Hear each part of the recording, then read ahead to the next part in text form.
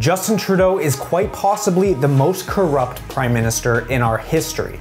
Now, we all already know this, but how much do you know about Trudeau's Green Slush Fund? This program could be Trudeau's most blatant act of corruption yet. This was a systematic abuse of taxpayer money that went on for years and years and years at this Green Slush Fund. It's appalling. We deserve to know that our money isn't going to rewarding friends and insiders. You're about to learn the unbelievable scale of this fraud.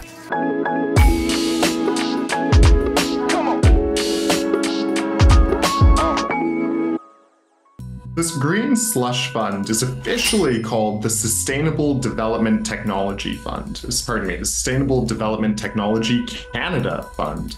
And this was created way back in 2001 by the Chrétien government to award funding to develop green technologies, predominantly here in Canada, related to things like climate change, sustainable development, things like that. So primarily, this is a grant-giving organization. Organizations apply or are recommended for grants, and this Green Slush Fund cuts them a big check to go develop these new technologies, do those kinds of things. Since its inception in 2001, Sustainable Development Technology Canada has given out around $1.7 billion to over 500 projects, seemingly without controversy. That is, until late last year.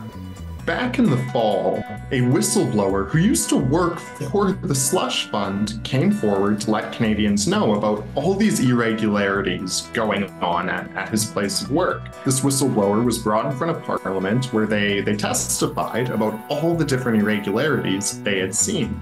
This is a staggering level of incompetence, willful ignorance, and corruption that has resulted in SDTC improperly distributing almost $150 million in taxpayer dollars just in the past few years. This whistleblower testimony alleged deep, ingrained corruption at SDTC, specifically targeting cabinet-appointed chairwoman Annette Vacherian, who he claimed was using the SDTC to fund her own projects, including an organization that was named after her, the Vacherian Center. What was the state of the Annette Vacherian Center at Cape Breton University at the time, financially? It would likely go bankrupt if it didn't receive federal funding. And how much was the chair seeking for her ego project from the Green Slush Fund? $2.2 million. Wow. Was the chair ever inquiring as to the state of the process and how it was going? Yes, she indirectly emailed the executives or other parts of the organization to check in on the progress of the application. So she was directly involved in trying to push it forward with management? Absolutely. This testimony, among with other complaints, triggered an investigation by the Auditor General of Canada, Karen Hogan. In February 2024, her report was released, and what she found was truly shocking. They found that more than 100 million taxpayer dollars were improperly managed in various different ways by this slush fund. $76 million that went to companies where conflict of interest rules weren't being followed by the slush fund. If you're a director on a company that's receiving this money, but also responsible for handing it out, you shouldn't be able to essentially cut yourself a check for your other job with taxpayer money. But that's exactly what was happening. From March 2017 all the way up to December 2023, there were 88 separate instances where the directors, the people responsible for this slush fund, didn't follow their conflict of interest policies. In other words, the people who were giving out the money at the SDTC were also financially benefiting from the grants they were giving out. For example, SDTC board member Andrée Mathot is also a managing partner at Cycle Capital. During her tenure, SDTC funded 7 companies owned by Cycle Capital, and in turn, Mathot herself. Even more blatantly corrupt was Guy Ouimet, an SDTC board member since 2018, and a board member of Lithion Technologies. a company that received $3.8 million in funding from the SDTC just a month and a half after the company incorporated. But perhaps most shocking of all was the revelation that even Trudeau ministers were getting rich from the SDTC. The Environment Minister is already under fire for his $30 billion carbon tax cover-up. He was a lobbyist for Cycle Capital. Cycle Capital companies got more than $200 million from the Liberal Green Slush Fund. Now we learn he is still a big shareholder in Cycle Capital. And since becoming Environment Minister, Cycle Capital companies have gotten another $17 million from the Green Slush Fund.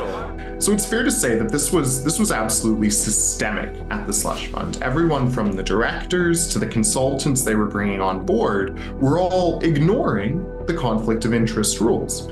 So this is a huge issue, Grant, and I think it speaks to a culture of corruption that we've sort of quietly tolerated in Ottawa for a long time now, and it needs to end. But with Mr. Justin Trudeau, we won't be seeing an end to this corruption anytime soon. Whether it was the We Charity scandal, the ArriveCan scandal, or the McKinsey scandal, Trudeau has a long track record of giving over our money to Liberal insiders and the Liberal caucus itself.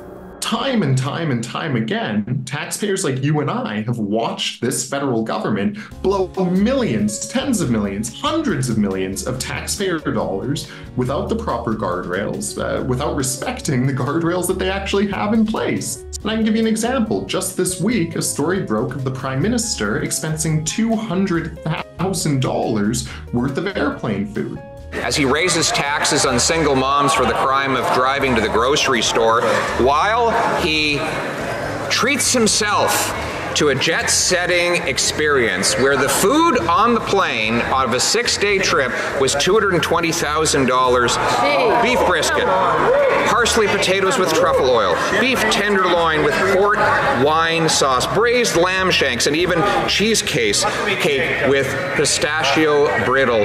This government has proven time and time and time again that they are not responsible managers of the public purse. We need to be sure that when our money is being spent, it's not being spent to reward insiders and friends of people who are giving out the money. I think folks are sick and tired and fed up with seeing our tax dollars wasted, seeing our tax dollars not just wasted, but used to reward insiders, going to big multi-billion-dollar companies that aren't even eligible for the tax dollars they're receiving.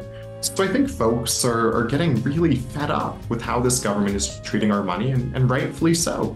And with the recent massive by-election loss for Trudeau, it seems like Canada is finally seeing the light at the end of this 9-year dark tunnel. So make sure to share this video with the friends, because we need to hammer Trudeau every single day until he's gone. That's the only way we can be assured of victory. And thanks for watching this video, guys. Appreciate it.